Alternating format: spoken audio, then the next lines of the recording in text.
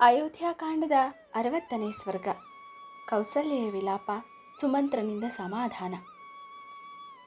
ಭಯಭೀತಳಾದ ಕೌಸಲ್ಯಾದೇವಿಯು ಶಕ್ತಿಹೀನಳಾದವಳಂತೆಯೂ ಭೂಮಿಯ ಮೇಲೆ ಹೊರಳಾಡುತ್ತಾ ಗಡಗಡನೆ ನಡುಗುತ್ತಾ ಸುಮಂತ್ರನಿಗೆ ಹೇಳಿದಳು. ಸುಮಂತ್ರ, ನನ್ನ ಪ್ರಿಯ ಪುತ್ರನಾದ ರಾಮನೆಲ್ಲಿರುವನೋ? ನನ್ನ ಪ್ರೀತಿಯ ಸೊಸೆಯಾದ ಸೀತೆಯಲ್ಲಿರುವಳೋ? ನನ್ನ ಪ್ರಿಯ ಕುಮಾರನಾದ ಲಕ್ಷ್ಮಣನೆಲ್ಲಿರುವನೋ? ಅಲ್ಲಿಗೆ ನನ್ನನ್ನು ಈಗಲೇ ಕರೆದುಕೊಂಡು ಹೋಗು. ಅವರನ್ನು ಬಿಟ್ಟು ನಾನಿಲ್ಲಿ ಒಂದು ಕ್ಷಣವಾದರೂ ಜೀವಿಸಿರಲು ಉತ್ಸಾಹವುಳ್ಳವಳಾಗಿಲ್ಲ. ರಥವನ್ನು ಈ ಕೂಡಲೇ ಹಿಂದಿರುಗಿಸು. ದಂಡಕಾರಣ್ಯಕ್ಕೆ ನನ್ನನ್ನು ಕರೆದುಕೊಂಡು ಹೋಗು. ನಾನೇನಾದರೂ ಅವರನ್ನು ಅನುಸರಿಸಿ ಹೋಗುವ ಸಾಧ್ಯತೆ ಇಲ್ಲದಿದ್ದರೆ ಯಮನ ಮನೆಗಾದರೂ ಹೊರಟು ಹೋಗುತ್ತೇನೆ. ಇದು ನಿಶ್ಚಯ. ಸುಮಂತ್ರನಿಗೆ ಕೌಸಲ್ಯಾದೇವಿಯ ಶೋಚನೀಯವಾದ ಸ್ಥಿತಿಯನ್ನು ನೋಡಿ ದುಃಖವನ್ನು ತಡೆದುಕೊಳ್ಳಲು ಸಾಧ್ಯವಾಗಲಿಲ್ಲ. ಬಿಕ್ಕಿ ಬಿಕ್ಕಿ ಅಳುತ್ತಿದ್ದನು. ಮಾತು ಸರಿಯಾಗಿ ಹೊರಬರುತ್ತಿರಲಿಲ್ಲ. ಗದ್ಗದ ಧ್ವನಿಯಿಂದಲೇ ಕೌಸಲ್ಯೆಯನ್ನು ಸಮಾಧಾನಗೊಳಿಸುತ್ತಾ ಹೇಳಿದನು. ದೇವಿ, ದುಃಖದಿಂದ ಉಂಟಾಗಿರುವ ಶೋಕವನ್ನು, ಮೋಹವನ್ನು, ಕಳವಳವನ್ನು ಬಿಡು. ಶ್ರೀರಾಮನು ಯಾವ ವಿಧವಾದ ತೊಂದರೆಯೂ ಇಲ್ಲದೆ ಅರಣ್ಯದಲ್ಲಿ ವಾಸಿಸುತ್ತಿದ್ದಾನೆ. ಲಕ್ಷ್ಮಣನ ವಿಷಯವಾಗಿಯೂ ನೀನು ಚಿಂತಿಸಬೇಕಾಗಿಲ್ಲ. ತಾಯೇ, ಮಹಾನುಭಾವನಾದ, ಧರ್ಮಜ್ಞನಾದ, ಜಿತೇಂದ್ರಿಯನಾದ ಲಕ್ಷ್ಮಣನು ಅರಣ್ಯದಲ್ಲಿ ಶ್ರೀರಾಮನ ಪಾದಸೇವೆ ಮಾಡುತ್ತಾ ಉತ್ತಮ ಲೋಕ ಪ್ರಾಪ್ತಿಗೆ ಸಾಧನೆ ಮಾಡುತ್ತಿದ್ದಾನೆ. ಜನರಹಿತವಾದ ಅರಣ್ಯದಲ್ಲಿನ ಆಶ್ರಮದಲ್ಲಿಯೂ ಸೀತಾದೇವಿಯು ಜನನಿಬಿಡವಾದ ನಗರದಲ್ಲಿರುವ ಅರಮನೆಯಲ್ಲಿದ್ದಂತೆಯೇ ಇದ್ದಾಳೆ. ಶ್ರೀರಾಮನಲ್ಲಿಯೇ ನೆಟ್ಟ ಮನಸ್ಸುಳ್ಳ ಭಯರಹಿತಳಾದ ಆಕೆಯು ಶ್ರೀರಾಮನೊಡನೆ ಪತಿಸುಖವನ್ನು ಸ್ವೇಚ್ಛೆಯಿಂದ ಅನುಭವಿಸುತ್ತಿದ್ದಾಳೆ. ಕೋಮಲಾಂಗಿಯಾದ ಸೀತಾದೇವಿಯು ಅರಣ್ಯದಲ್ಲಿ ಪ್ರವಾಸ ಮಾಡುವಾಗ ಸ್ವಲ್ಪವಾದರೂ ದುಃಖಗೊಂಡವಳಂತೆ ಕಾಣುತ್ತಿರಲಿಲ್ಲ. ಇಂತಹ ಪ್ರವಾಸಗಳಿಗೆ ಸೀತಾದೇವಿಯು ತಕ್ಕವಳಾಗಿಯೇ ಇರುವಳೆಂದು ನಾನು ಭಾವಿಸುತ್ತೇನೆ.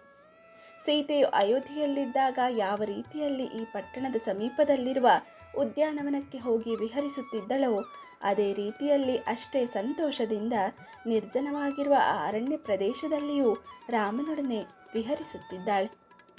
ಪೂರ್ಣಚಂದ್ರ ಸದೃಶವಾದ ಮುಖವುಳ್ಳ ಸುಂದರಿಯಾದ ಸೀತಾದೇವಿಯು ನಿರ್ಜನವಾದ ಅರಣ್ಯದಲ್ಲಿಯೂ ಶ್ರೀರಾಮನಲ್ಲಿಯೇ ನೆಟ್ಟ ಮನಸ್ಸುಳ್ಳವಳಾಗಿ ಸುಖ ಕಷ್ಟಗಳಾವುದನ್ನು ಅರಿಯದ ಬಾಲಕಿಯಂತೆ ವಿಹರಿಸುತ್ತಿದ್ದಾಳೆ.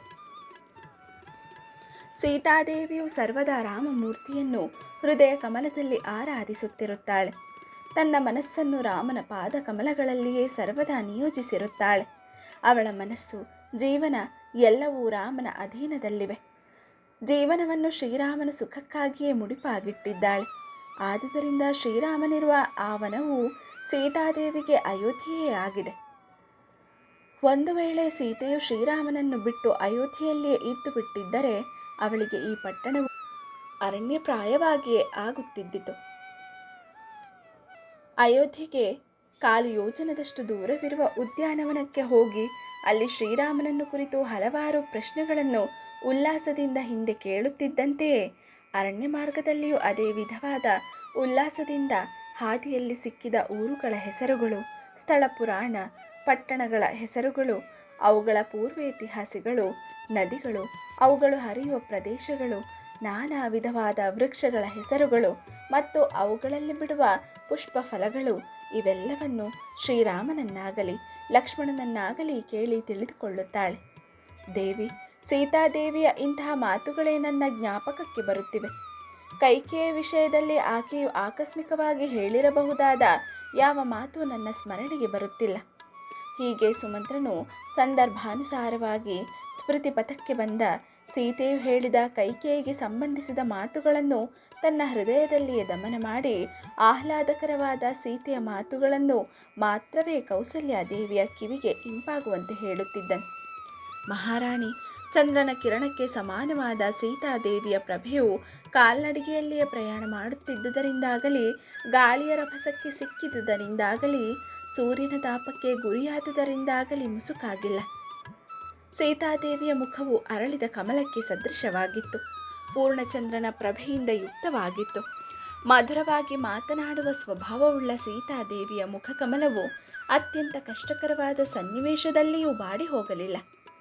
ಪದ್ಮಕೋಶದ ಪ್ರಭೆಗೆ ಸಮಾನವಾದ ಪ್ರಭೆಯಿಂದ ಕೂಡಿದ್ದ ಅವಳ ಕಾಲುಗಳಿಗೆ ಅರಣ್ಯದಲ್ಲಿ ಲಾಕ್ಷಾರಸವನ್ನು ಹಚ್ಚದಿದ್ದರೂ ಅದನ್ನು ಹಚ್ಚಿದೆಯೋ ಎಂಬಂತೆ ಕಾಲುಗಳು ಕೆಂಪಾಗಿಯೇ ಕಂಗೊಳಿಸುತ್ತಿದ್ದವು.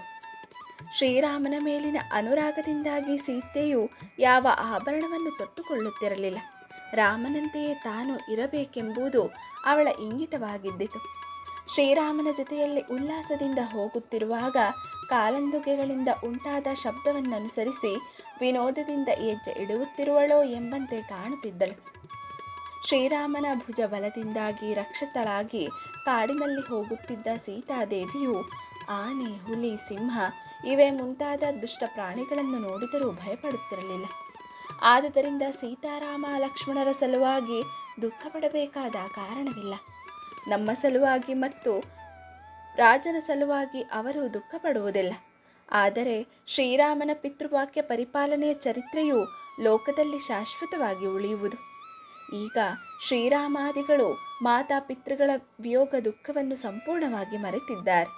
ಅರಣ್ಯದ ಸೊಬಗನ್ನು ನೋಡುತ್ತಾ ಸಂತೋಷದಿಂದ ಕೂಡಿದ ಮನಸ್ಸುಳ್ಳವರಾಗಿ ಮಹರ್ಷಿಗಳಿಂದ ಅನುಸರಿಸಲ್ಪಟ್ಟ ಮಾರ್ಗದಲ್ಲಿ ತಮ್ಮ ಜೀವನವನ್ನು ಅಳವಡಿಸಿಕೊಂಡಿದ್ದಾರೆ. ಅರಣ್ಯದಲ್ಲಿ ಸಿಕ್ಕುವ ಕಂದಮೂಲ ಫಲಗಳನ್ನೇ ತಿನ್ನುತ್ತಾ ತಂದೆಯ ಶುಭದಾಯಕವಾದ ಪ್ರತಿಜ್ಞೆಯನ್ನು ಪರಿಪಾಲಿಸುತ್ತಿದ್ದಾರೆ. ಹೀಗೆ ಸೂತನೇನೋ ಕಾಲೋಚಿತವಾದ ಮಾತುಗಳನ್ನೇ ಆಡಿದನು. ಮಗನಿಗಾಗಿ ದುಃಖ ಪಡಬಾರದೆಂದು ಸಮಾಧಾನವನ್ನು ಹೇಳಿದನು.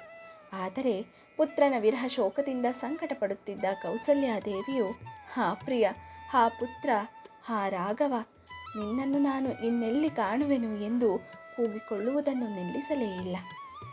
ಇಲ್ಲಿಗೆ 60ನೇ ಸರ್ಗವು ಮುಗಿಯಿತು.